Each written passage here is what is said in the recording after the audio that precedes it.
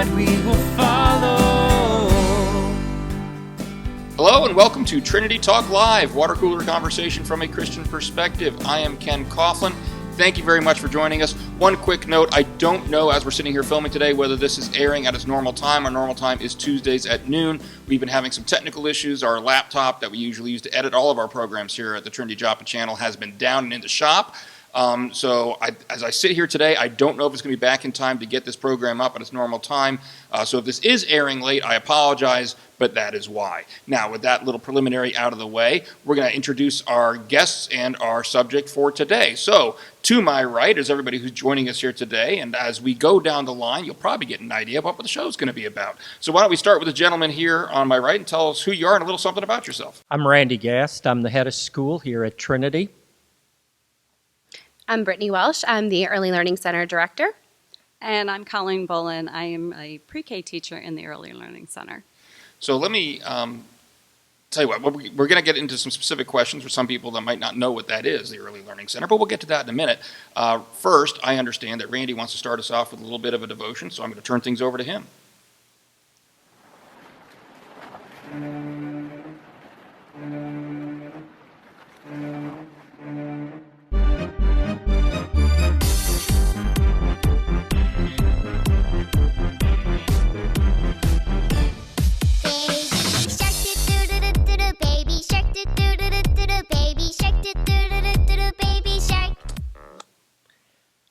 You know, it's the middle of August.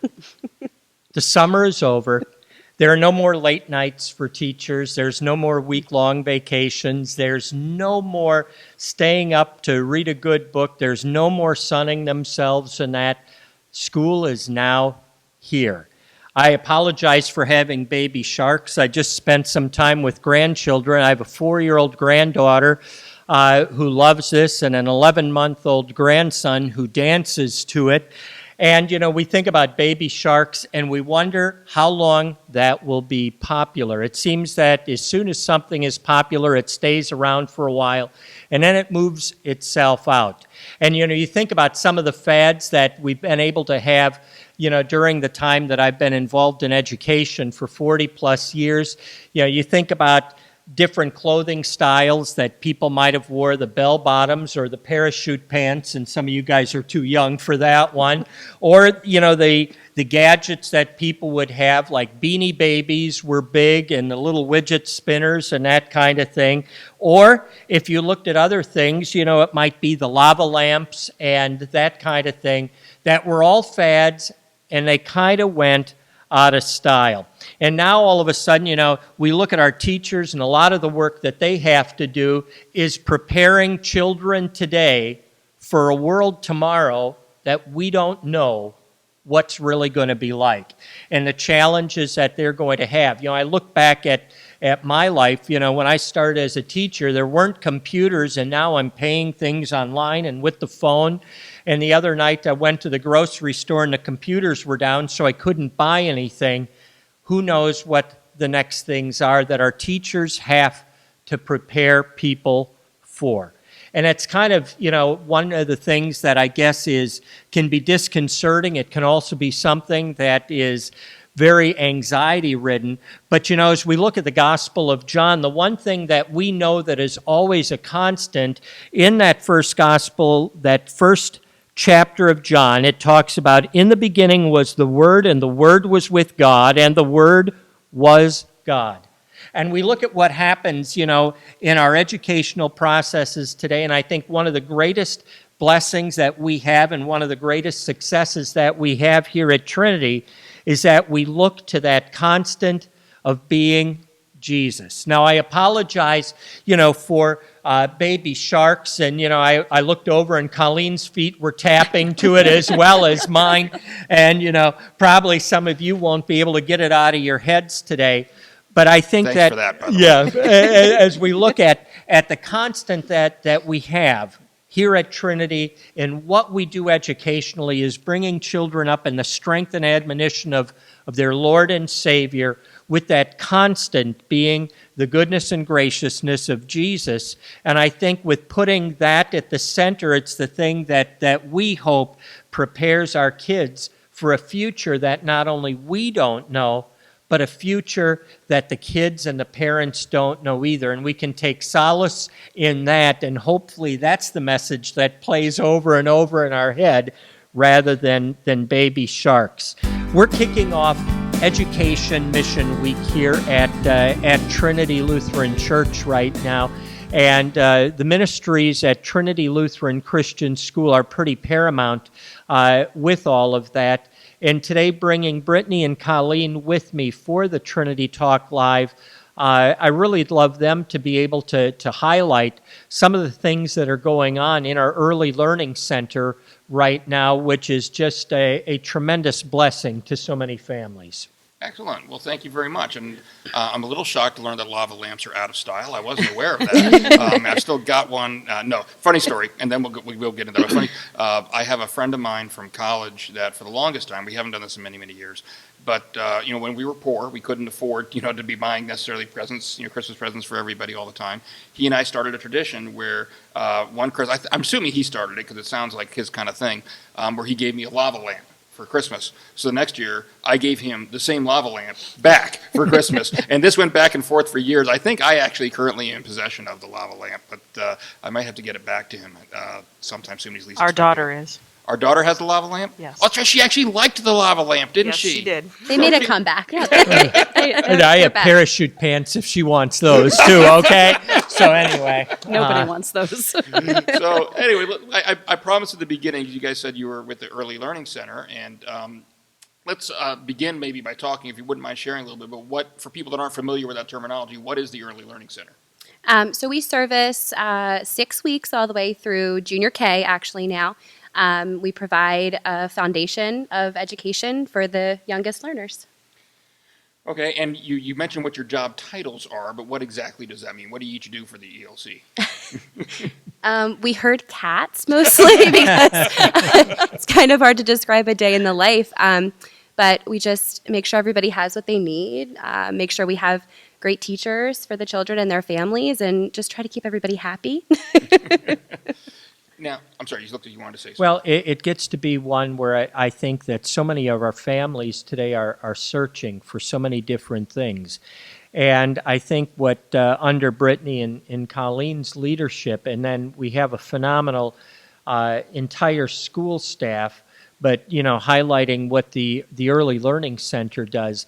As these especially younger families are searching, they're searching for stability. They're searching for academics. They're searching for development. And one of the things that, even though many of them would not say this, they search for a spiritual being or a spiritual presence or something that will enhance the role that they have as parent at home by developing within the children that are serviced here in the Early Learning Center, not only that academic basis, but that basis quite frankly, to be a more religious kid, to understand, to be able to sing some of the, songs that all of us, grew up on years ago, only now they're a little more modern, and I'm still trying to get used to little children in rap mode singing, spiritual songs and that. But I think that's one of the things also that is kind of a warm piece, and I know the ladies are humble about talking about that, but I think that, so often in education we look for preparation for students, but I think what they do is they start in preparing a way of life for kids academically and spiritually. Right. One of the things that I was going to chime in on with Brittany is that, one of the more important things that I think we do here in the ELC is not just the education side, but providing that social and emotional stability and preparing them for learning, because a child who is emotionally and socially ready can learn. If they are stable in their social and emotional abilities, then they're more able to learn and sit and be ready to accept that information. So I think that is one of our more important jobs, certainly something that we focus on more and more every day.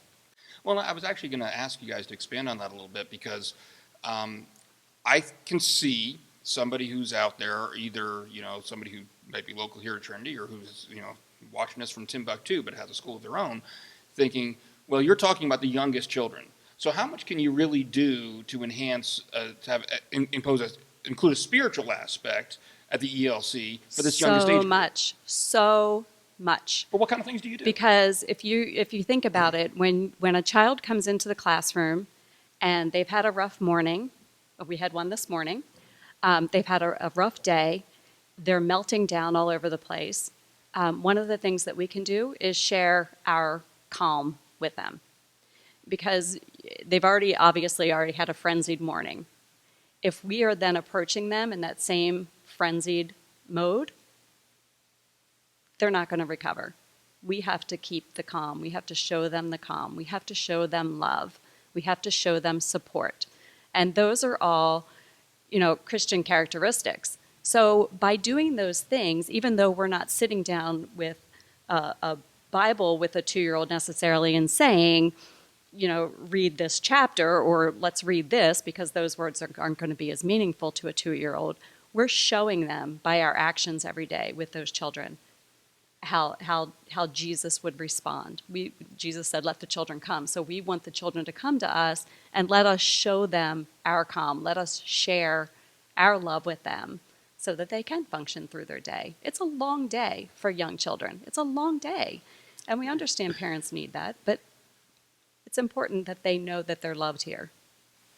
Yeah, I think that's an important aspect. Sometimes you hear people talk about, teaching to the appropriate level, that children have different things to basically on their level of development that they're capable of learning. But I think sometimes we put that learning into a box as far as like book learning, and we think well, and maybe that's where this kind of a question would come from, is that, well, how much can a toddler really understand about this story or that story or whatever? But there's more to learning and more to education than just learning the stories and learning the doctrine or things like that.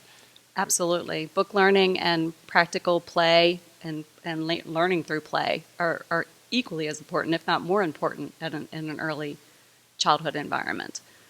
Book learning comes later. Yeah. And I think one of the things that I know that we make a difference during the school year, we have, this past year it was at 8:30, we had morning prayer. This next year it'll be about the same time. I kind of wait for the greater number of the students to arrive. I have as many prayer requests for morning prayer coming from students that are 3, 4, and 5 years old than I do from collectively, students that are older, and that would surprise people. But, even the 3-year-old knows what's going on at home, and that it's important to have something that becomes a spiritual being, or you mentioned a calming influence, or just even to know that really someone else cares, and there is that presence of God that can help take care of them. And I think that is one of the things that, for me, being a high school person all these years and seeing what kind of difference you can make spiritually, educationally, personally, with a child that is of that age is pretty awesome and humbling, to be honest definitely with you. Planting a seed. We're planting a seed. Well, I think that's important, because lots of times when people talk about Christian education, I think they're thinking of, middle school, high school, maybe even elementary school, but I don't think people necessarily think that they're of the role that a Christian education can play even at the youngest, like you said, to plant the seeds even at the youngest age. Right. Now, Christian education, or specifically Lutheran schools nationwide, aren't necessarily succeeding. That's my understanding. And so I'm going to field this one to you here for a second, Randy, as far as, what's going on in the greater, population of Lutheran education out there, and what are we seeing differently here, specifically with our ELC? Well, and I guess to address that, we've added to our classrooms and our supplies by really cleaning out Lutheran schools that have closed, and that's a sad state. But we see less people worshiping, meaning that we see less members that have children, less members that are sending their children to schools. And I think that one of the things that we've been blessed with here, and I'd like to have the two ladies talk about this, is highlighting the absolute growth that we are seeing in our early learning center, and we're going to utilize that as a growth mechanism for for our ministry in both our lower school and our middle school to kind of build from the bottom up with giving that spiritual awareness, that academic awareness. But I'd like them to talk about the expansion and the absolute explosion that has occurred in the past 5-6 months. So go ahead, Brittany. So we opened an infant and toddler program. July 1st was our open date for that. We currently have 7 students enrolled, with 3 more starting in the next 3 weeks. So that's been really great. And then we also expanded our pre-K program to include a junior kindergarten classroom as well, which Colleen actually is the lead teacher for. And so that just kind of covers those kids who miss the kindergarten cutoff date or are just looking for a more accelerated program for those students, which there's a really high need for both of those classrooms. And so we may even be able to further expand on the infant and toddler program specifically, because again, people are looking for a good place for their children to, be loved and taken care of and nurtured and have that family atmosphere, which I think we do very well here. So what's the difference between, junior kindergarten is what it's called? Yes. What's the difference between junior kindergarten and pre-K? So I'll let Colleen talk about it a little bit. We're kind of accelerating the curriculum in that classroom. So I'll let her. So by the time the children get to a pre-K program, they've already had introductions to letters and numbers and things like that. Traditional pre-K is going to expand on those a little bit, start some writing or writing readiness. In the junior kindergarten, we're going to take everything a little bit further. We're going to take it a step further, and we're going to really hone in on those letter sounds, and we're going to talk about how letters make words, and words make sentences, and sentences make paragraphs, and paragraphs, oh, by the way, you just made a story. We're going to take it a few steps further. We're going to put a few more, do a little bit more investigating through science activities, a little bit more technology-driven, really kind of hone on those STEM type of activities. So by the time they get to kindergarten, they'll be ready. But again, with social and emotional stability being the goal for all classrooms, we will go at a pace that's going to be right for them. Well, let me ask, and I don't, for all three of you, I guess, because you're talking about, Randy, you mentioned how, Lutheran schools a lot of them are unfortunately closing, and yet we're seeing a hunger for this type of program, reaching these younger children. Why do you think that is? Why is the hunger out there for this particular age group? Want me to go? I think they're being humble with this. Brittany didn't also talk adding the first infant toddler room and then adding the 3 more kids. We are looking at another room in the fall, and we'll look at another 2-year-old program in the fall. And Colleen, we had the inspection on August 6th, and we're only 2 students out from filling up before we have to add an 8, I believe, in that classroom. I think a lot of it right now is the quality of the instructor that is in the building.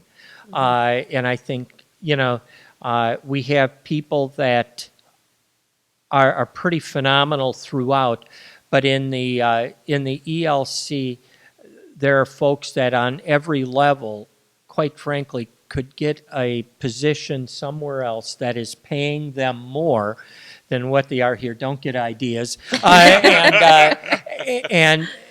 And I think that they are doing this because it is not only a labor of love, but because there is that spiritual aspect, and that love and that spirituality comes through.